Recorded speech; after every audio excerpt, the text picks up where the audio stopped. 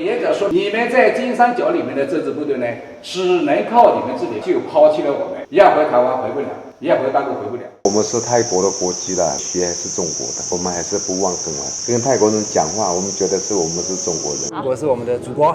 在太北金三角有这样一群流落在外的中华儿女，他们说中文、写汉字，过中国传统节日，就算死了，目标也要朝向中国的方向。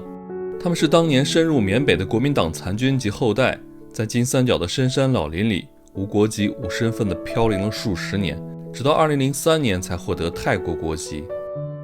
今天，狒狒和文涛带大家走进太北中国村美斯乐，一起了解这群异国他乡炎黄子孙的故事。大家好，我是狒狒，我们正在背包环游东南亚。现在我们在太北的清莱，在清莱的市区待了一天哈，我们今天就准备离开清莱，前往距离这里只有50公里的金三角了，就是美塞大其力那里了。那我们今天第一站准备先去一个小村庄，叫做美斯乐。从这个清莱去美斯乐没有直达的车，我们需要先坐这个小中巴到一个村子那儿，然后再看看当地有没有本地人的这种顺车什么的。Yeah, Meslong. Meslong stop Medan market. Yeah, yes. Medan go to Meslong. OK. 啊。OK。这个司机大哥跟我们说呢，没有去美斯乐的这个直达车，直到中间一个地方叫美站，然后下来之后让我们自己想办法再过去。然后一个人加行李一共是50铢，2个人100铢。我们已经出发了，从这个清莱的客运站出来了，给大家看一下地图啊。我们现在在这里，清莱的市区，我们要去的地方美斯乐呢，在这个位置，也放小给大家看一下哈。这边就是缅甸的善邦，然后我们去的这个地方呢，距离缅甸的边境只有8公里，然后上面就是大其力。大其力现在是不是只能泰国人和缅甸人过去？对呀，反正你们就是要过山上了。哦，我们外国人去不了大其力哈。对。好的。不然的话，它踩得特别紧。美斯乐。呀，美斯乐。我们现在已经到了去美斯乐的这个中转车的位置了。这儿有一个时刻表啊，从美站去美斯乐每天有2趟车，一趟是早上9点，一趟是中午的1点，每个人100泰铢。然后现在是中午的1点10分，最后一趟车已经发走了。刚刚我们问了一下呢，本地的这个大叔跟我们说，我们现在只能包车去了，2个人是600泰铢。大叔怕我们2个人反悔，现在要赶紧要钱，怕我们2个人没带钱。这个班线哈，因为从疫情开始吧，就一直断断续续的没怎么开，所以今天我们就算按点来，也不一定能坐上那个车。是的。但这个包车价格我觉得还可以，毕竟有40公里的山路，120块人民币嘛。泰国包双条车，40公里的山路啊，我感觉我们会被甩得左右晃的。我们接下来要走的这40公里的山路中间有一个3岔口，我们去往美斯乐要走靠右边那条小路，那靠左边的那条小路呢，就另外一个方向是去往金三角曾经最大的毒枭昆沙，它的大本营叫做满星碟，去那个方向的。我们这就离开美站了。我们这车跑了一会儿，我为了搞懂这个风扇的原理，太牛了。司机前面那一块是镂空的，那块刮过来的风是可以把我们这个风扇吹得转起来，然后转起来再给我们2个人给风。这就叫新能源，跟那个大风车的原理是一样，它不用电。我们前面马上要开始盘山了，我们要进金三角的深山老林了。从梅站到美斯乐要走30多公里的山路，一路9曲回肠，沿途几乎没有村落人烟，可想而知当时是怎样一种绝境才会往深山老林里躲，又经历了怎样的坎坷和死伤才能抵达这样一个山穷水尽之地。我们现在距离美斯乐还有14公里，我们的车已经离开了主干道，现在上了一个应该是县道或者是乡道吧，非常窄的一个林崖路。我们车的右边是悬崖，然后下面就是深渊了，看着还挺害怕的。刚才我们过了一段路是那个塌方路段，已经塌掉，只剩下靠山体的这半侧的路了。时速20在缓慢的前进。刚才司机上了一个大概70度的一个陡坡，我们的行李啊，还有包，还有人在里面就来回的晃，根本就坐不稳。还有5公里，现在的海拔已经2200米了，外面吹过来的风已经是那种凉飕飕的了。这个路实在是太痛苦了，我俩坐着双脚车都快颠散架了。5脏6腑都颠出来，好几次头都撞在上面。从这个位置开始啊，这个中文的标牌就越来越多了，客栈、度假山庄，还有卖茶叶的，还有一些这个茶叶的加工这个车间，对，路两边就有很多了。这是我们坐过来的双脚车，拜拜。这个大哥虽然不给我们赶价，但是人还挺好的。人蛮好的，大哥给我们直接送到了这个村子里面可以住宿的地方。这儿有一家是新生旅社，看看有没有房间，然后把行李放一下再出来玩。你好，你好，有房间吗？有500的，这是500的。我们已经办好入住，放好行李了。这会儿我们从酒店出来，准备在美斯乐这个村庄里面逛一逛。虽然说呢，这个美斯乐是位于泰国的，但是我们来了之后就感觉哇，真的1秒回家的感觉哈。大家可以看到这个美斯乐大街上到处都是中文的这个店铺的招牌，还有每家每户门口挂的红灯笼，还有对联儿，还有这家好像是卖这个酥饼的，这个门口这个穿着旗袍的美女。这太中国风了。我们来美斯乐的路上，大家也看到了哈，非常的难走。那为什么我们跑这么远，翻山越岭的要来到这个村庄呢？大家也看到了，这里是一个中国村。那么问题来了，生活在这里的华人，他们是从哪里来的呢？在我们参观美斯乐之前呢，我先跟大家简单聊一下美斯乐的历史哈。这个呢就比较久了，要从1950年说起。1950年呢，云南解放之后，在云南境内的国民党第8军残余部队，他们向南撤，离开了云南，来到了现在的缅甸北部。那在撤退过程中呢，他们又碰到了26军的残余部队，然后双方呢大概有1500人的这个兵力，共同组建了93师。到1950年8月份的时候呢，93师转入了大其力，当时呢这支部队的兵力已经达到了3000人。后来呢，蒋介石就知道了这支部队的存在，他派一个军长叫做李弥来到了缅甸去管理这支队伍，想把这支部队打造成一个反攻大陆的基地。到了1951年啊，朝鲜战争爆发了，这个李弥呢就趁机率军反攻云南，他们是一度拿下了云南4个边境线。但是呢，这个时间也不长哈，后来解放军就很快的把李弥的部队打出了云南，李弥呢率军又返回了现在的缅北。从此之后呢，这支部队就一直在缅甸驻扎下来了。到1953年的时候呢，93师已经发展到有2万兵力了，当时是金三角这里非常重要的一支武装力量。后来呢，这个缅甸政府就觉得这个93师的存在是一种威胁，他们就要求93师撤出缅甸。但是呢，双方谈判了很多轮都没有结果，再后来就爆发了战争。缅甸的政府军是围着93师打了将近2个月的时间，但最终的结果是缅甸政府军战败了。再后来呢，缅甸就去找了联合国，联合国呢通过了一项决议就要求这个93师解除武装，退回台湾。那到了1954年呢，李弥带领了大概7000多的兵力离开了缅甸，回到台湾。但是这个93师还是有相当大的一部分人，他们不愿意离开缅甸，不愿意去台湾，因为在他们的心里呢，台湾是一个完全陌生的、素未谋面的、从未踏足过的一个海岛，而至少呢，待在缅甸或者说金三角这里，距离他们的家乡云南是要更近一些的，所以这些人就坚持的留在了缅甸。那当时呢，台湾也是迫于联合国的压力就宣布说，你这个93师的剩余的人，如果你们不愿意回来的话，那么你们后面所有的行为和国民党是没有任何关系的。同时呢，切断了对这部分部队的这个补给。到了上世纪的60年代这个93师呢，迫于缅甸政府军的打击，不得不离开了他们已经经营了10几年的缅北，而来到了隔壁的泰北。那当时这支部队离开缅北的时候呢，人数大概只有几千人。那发展到现在呢，他们的后裔已经达到了10万人。这10万人呢，就居住在我们这个所在的美斯乐以及周边的也很多的村子里。其实呢，这个中国村不止美斯乐一个，有几十个甚至上百个那么多。只是呢，我们现在所在的美斯乐人数会多一点这个村子呢，一共有13000的这个93师的后裔。93师呢，刚刚来到太北的时候，他们的生活是非常艰难的，因为呢没有国籍，也没有土地，根本没有其他的收入来源。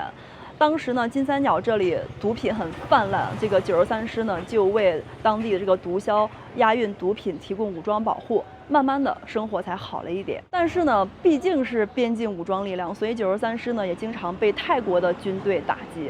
到了上世纪的70年代这个93师就被泰国政府算是招安了，帮助泰国政府打击太北这里的反政府游击队。因为战功比较显赫呢，93师逐渐的也获得了泰国王室和泰国政府的认可，给予了他们国籍。一直到这个2003年基本上这个93师的老兵以及他们的后代都获得了泰国的国籍。那现在呢，美斯乐已经和毒品没有任何的关系了，这里已经发展成为一个靠旅游观光和茶叶的特色小村落了。那我们就继续往前参观一下这个村子吧。大家看下面那个口就是我们过来那个口，那个口上写着美斯乐欢迎您。这个美斯乐其实就是一条路特别窄我觉得在这个美斯乐最好的就是你不需要再想着这个英语怎么说了，直接说中文，大家都能够交流。它这海拔挺合适种茶的，1300米左右，旁边那个茶山会更高一些。我们现在呢，这个村子它是建在一个低一点的谷地，边上全是茶山，然后也有很多这个店铺是卖茶叶的。你像这家就是，它不但卖茶叶呢，你可以在里面坐着去喝一杯。在美斯乐附近有很多个中国村，这就是其中的一个，叫安乐村。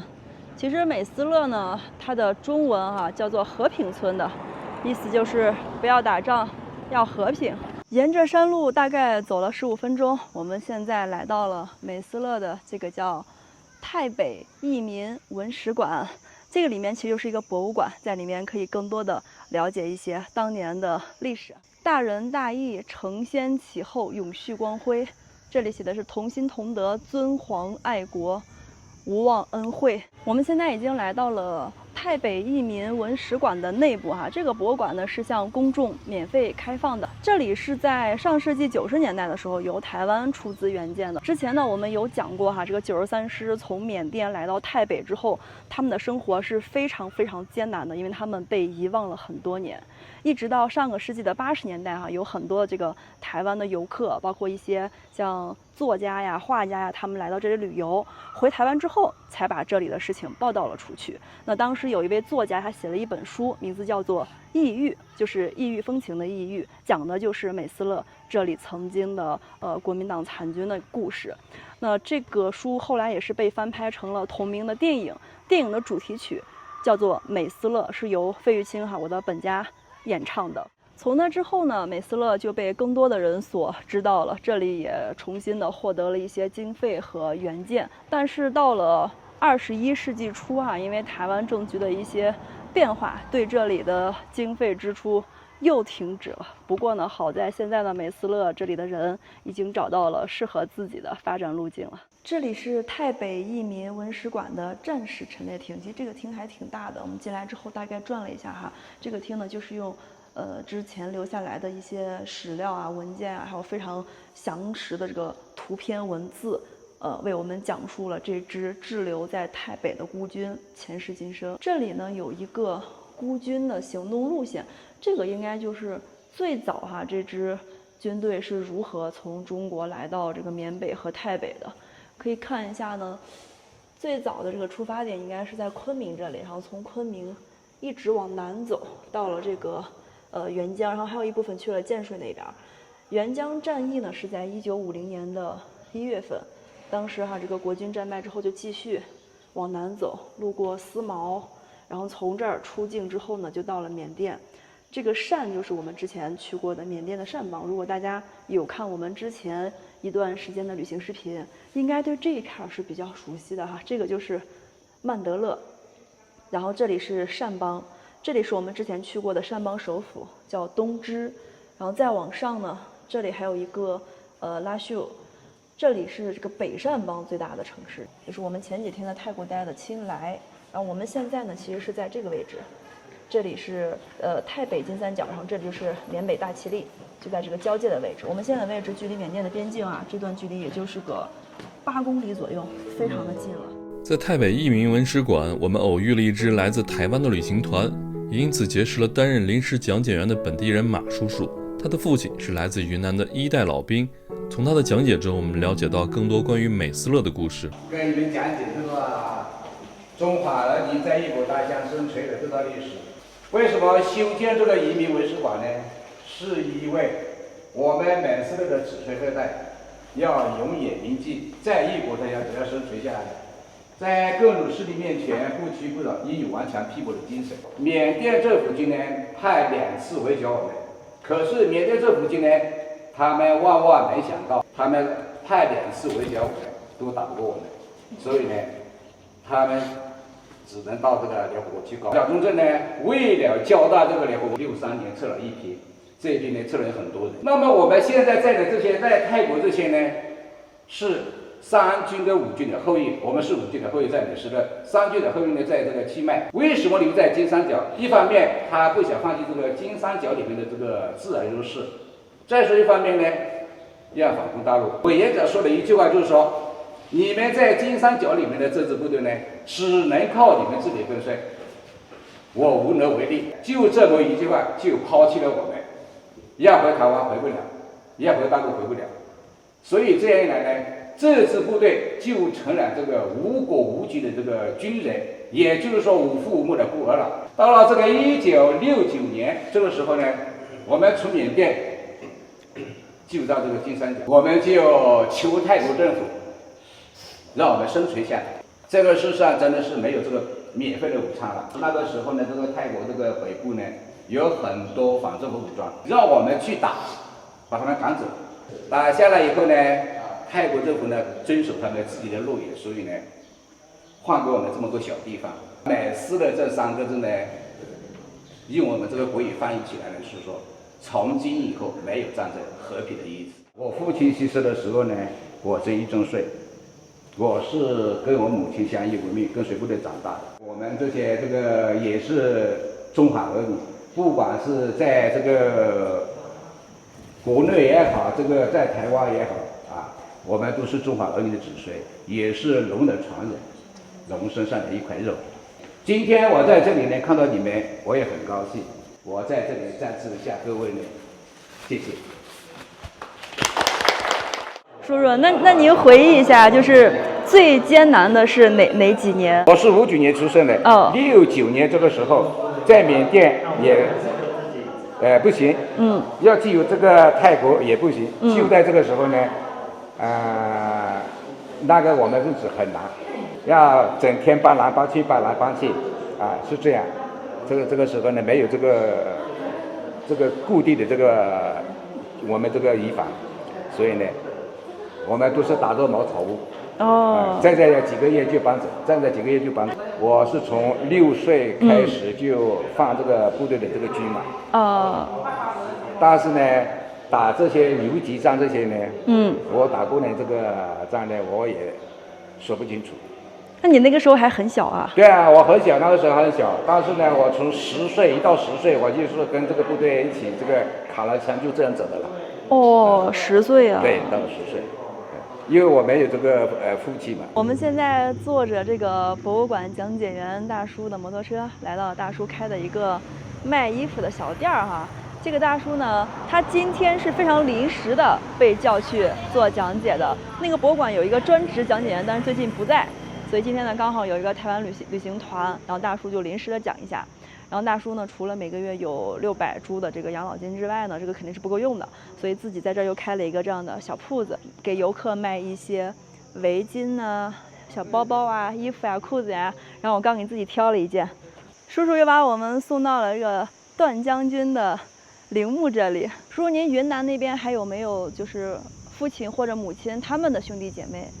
不知道，听说我的父亲是昆明的，昆明哪个地方也不知道。但是我母亲是西双版纳那边的。69年从缅甸来到这里。对。哇，那你还会说缅甸话吗？不会说。不会说。因为那个时候我们跟这个缅甸的人没有那么接触。那你小时候还是说的是中文，对，然后来到泰国之后学泰语。泰语我也不会讲那么多。一到这个美斯乐呢，你就用这个中文讲就可以的。那你10岁的时候来到美斯乐，当时也没有学校哈？没有，但是你要读的话呢，就在这个点那个煤油灯。哦，你小的时候刚到这儿，是不是还没有电？没有，茅草屋就是这个墙呢，就是说就是打这个竹筏。那你10岁到20多岁就一直在打仗？对。您是79年拿的国籍啊？哇，对，把那边那个仗打完以后回来就拿到以后，我太太我们就有的话呢，这个自己的这个后裔呢就都可以有户口，都可以，留在我的户口上就可以了。那之前没有户籍的时候，是不是也不能去曼谷呀打工？哪里也不能去，哪里也不能去。那清莱可以去吗？要去清莱也是必须要有这个证明，拿一个证明。这么近都要证明啊？但是那个时候我们不属于这个泰国人。叔叔，您刚刚说那个三岔路那儿，那以前是不是还有一个缉毒检查站？就是现在还有。现在也有啊。就是你要三岔路口以后呢，就是从左边去的话呢，去这个马西点。他在查那个毒品啊。对，现在也有。哦，就是去昆沙的那个满星蝶。对。那这里大概从哪一年开始不种这个罂粟了？这个79年以后就没有了。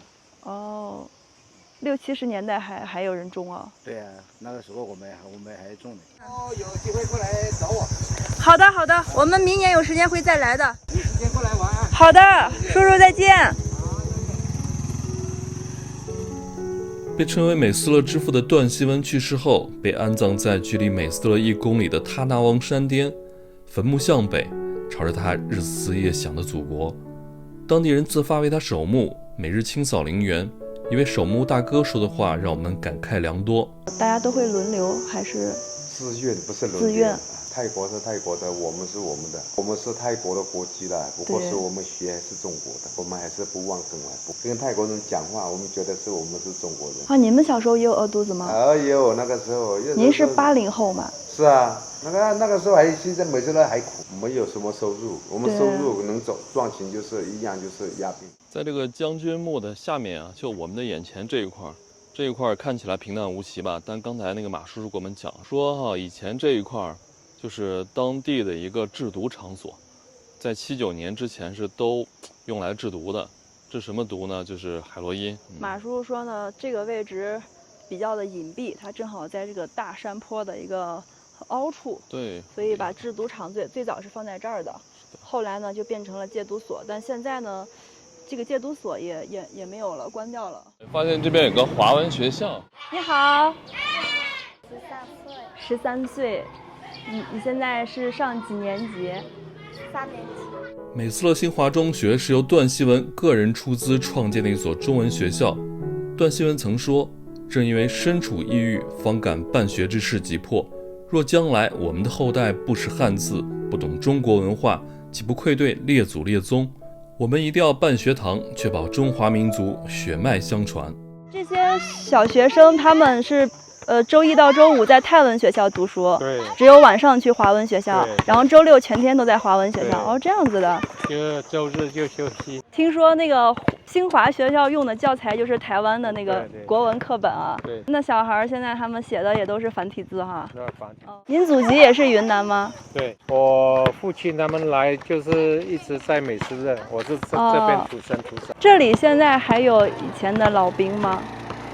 剩下不多了，老一辈的大概有不到10几个吧。那边有一个农民之家，那些都是打仗脚断啊、手断的，他们有一个那个农民之家那边，那时候是去帮泰国打仗。您是哪一年出生的？67，我大概20岁左右的时候才有的。拿到国籍以后，就泰国就派这个农业专家啦，或者台湾那边也派那些专家来啊，就来教怎么做这些农作物，然后种这些茶叶。这边是泰国最大的一个茶叶省。现在这个美斯乐这里大概有多少华人的后裔啊？也是好几千户吧，7个民族，包括苗苗族、佤族啊，还有佤族、傣族，还有我们云南的。听这些小朋友他们说话，跟云南人一模一样的。就是云南的。这里之前有没有人种那个罂粟啊？以前有，我们小时候有，现在政府也不允许，这边也没有部队了，全部都交枪了，解除武装了。解除武装。你们读几年级？1年级。我刚也学了一句云南话。这边好多卖茶叶的，这个茶庄旁边是茶店，超多的茶店。我们晚上在美斯乐这里找餐厅哈，然后看到了这家门口有2个兵马俑呢，我们就进来了。这是一家清真餐厅，我们要了一个红烧牛肉面。他们家吃的还挺多的，我刚看有馒头、有包子、有锅贴，然后还有各种的那个牛杂、鸡杂汤什么的。对，这个就是我要的牛肉面了。然后它这个碗还是挺有诗情画意的，白居易、李白、王维。然后老板给我们还送了1小壶茶，然后送2个杯子，让我们尝尝他们家的茶。因为这个地方的茶非常有名的。今天我们碰到的这个当地的华人都跟我们说哈，这里是泰国最大的茶叶产区，不但面积大，味道也是不错的。那刚刚我还买了几串这个就在泰国就比较常见了，什么鱼丸、鸡肉丸、虾丸什么的，但它好便宜，它一串穿3个才人民币1块钱，5铢。看看味道怎么样？看起来挺清淡的，这香菜味有点浓。它这个牛肉给的蛮多的，看这么大块的。它这个牛肉面价格是80铢，就是16块多人民币。这个牛肉面跟我以前吃过的所有的都不一样。在中国呢，牛肉面一个就是这个甘肃的，或者是青海那边的清真牛肉面，一个就是四川人做那种红烧牛肉面，但这个是完全不一样的，比较也说不上来是哪里的风格，这泰国牛肉面。大家早上好，今天是我们在美斯乐的第2天了，现在是早上的7点。我们今天起得很早啊，6点就起床了，准备出门逛一个金三角这里农村的早市，看一下都有什么好吃的啊，正好解决一下今天的早饭。一大早起来啊，看他们这个早市还挺热闹。这个早市又在我们酒店的正门口，一出来就能看得到。这个早市呢是从6点开到8点就结束了。哇，这个放眼望去，这太像云南的早市了，而且你听大家好多人说的都是云南方言啊。是的，真的都是云南方言啊。这个好像是凉粉吧？对，啊，好像凉粉。还有这个玉米糊糊，哦，这还有米线，还有米线啊。走，我们再转一圈，看还有别的吃的吗？这个蘸料很精髓啊。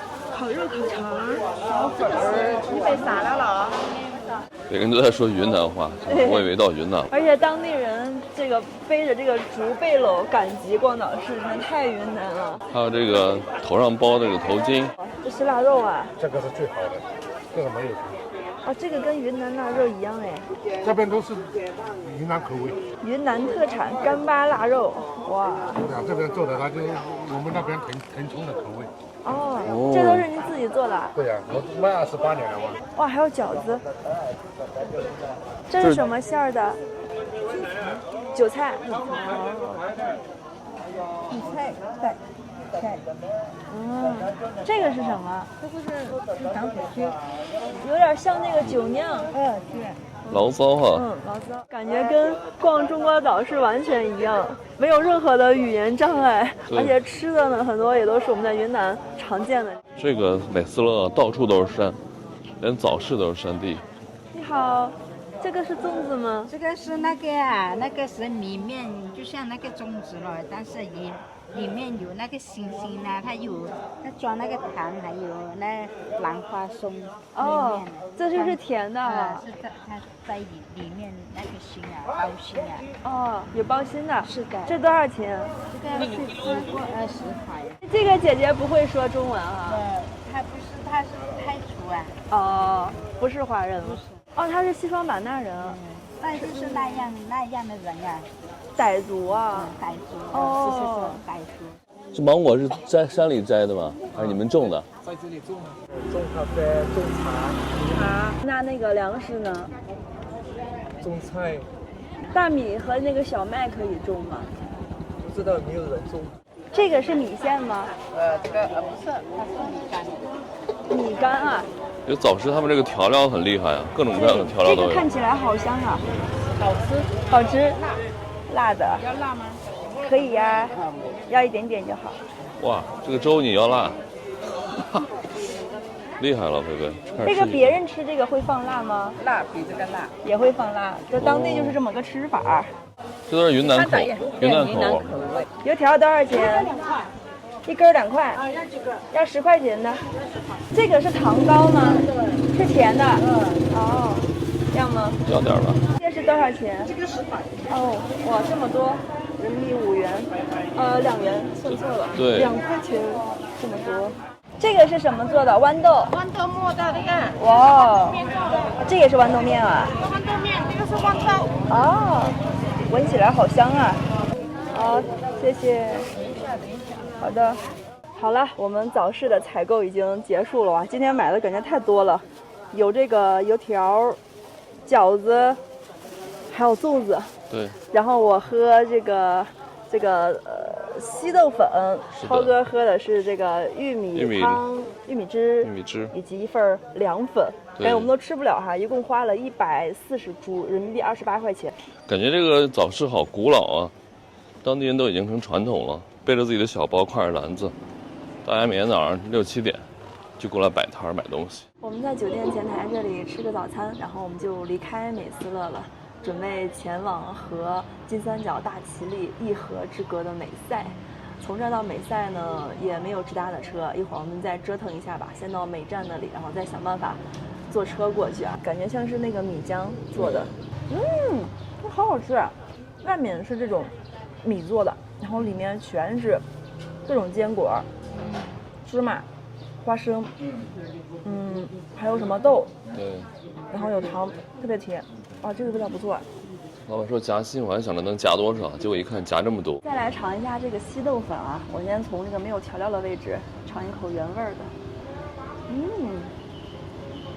这个也不错。而且它这个汤料特别的足啊，各种香菜、小菜啊，这葱花、蒜苗什么的。这个是蒜泥，还有这个坚果、芝麻、花生，然后辣椒油，这个是辣椒酱，哇！对，我本来觉得是甜的，结果老板一加酱，我就觉得不对了。但这个好好吃呀，就有点像我们的这个豆腐脑的那个口感。哇，这个太好吃了，挺辣的。我配一根油条，这油条好便宜，我们买了这么一大袋子，才花了10铢，就2块人民币。我觉得这样配着吃是最好吃的。一口油条，一口稀豆粉，再来一个饺子。我真的觉得我们今天的早饭买多了。这一顿如果吃完了的话，那中午是不用吃饭了。韭菜和鸡肉。鸡肉跟鸡蛋啊？是鸡肉，韭菜鸡肉，沾一下这个料啊，这个料看着也挺辣的。这边的早饭那个带的料，感觉都是辣辣的，咸咸的。哇，这个好辣！这个蘸水里面有蒜和生姜，还有辣椒，辣中加辣，辣中王啊！我们这个饭特别的香，看连这只猫咪小黑猫都蹲在我们跟前不走，为了想吃。哎呦，喵，你是不是很想吃？我们在美斯乐的新生旅馆住了一夜，现在我们准备离开这个美丽的小村庄了，前往我们下一个目的地金三角的美赛。在离开之前，我们非常非常幸运的碰到了这家旅馆的老板，贺大哥给我们介绍了呢，说他的父亲是当年的这个算是1代的老兵，对。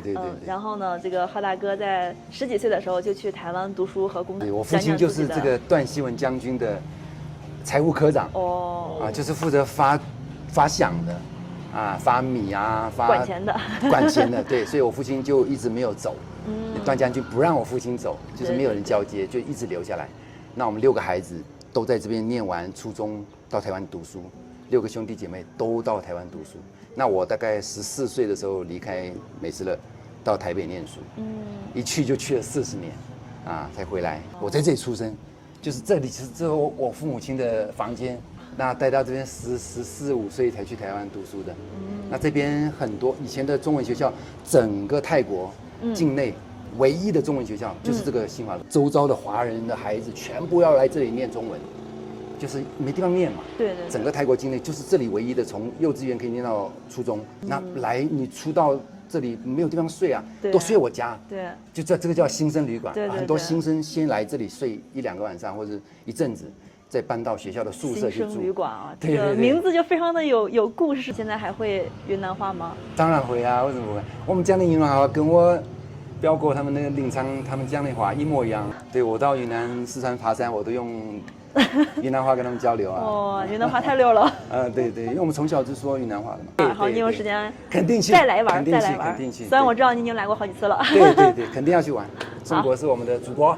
这会儿我们已经坐这个双条车，准备前往中转站美站了。在美斯乐虽然说只待了1天多的时间吧，但真的非常非常的喜欢这里，真的很期待哈，下次我们再来这里能多住一段时间，而且呢，也希望生活在这里的人们能够像那个美斯乐这个名字一样，永远的和平快乐的生活下去，因为他们永远都是我们的同胞。希望每个人的生活越来越好。下次来的时候，这里又有新的变化。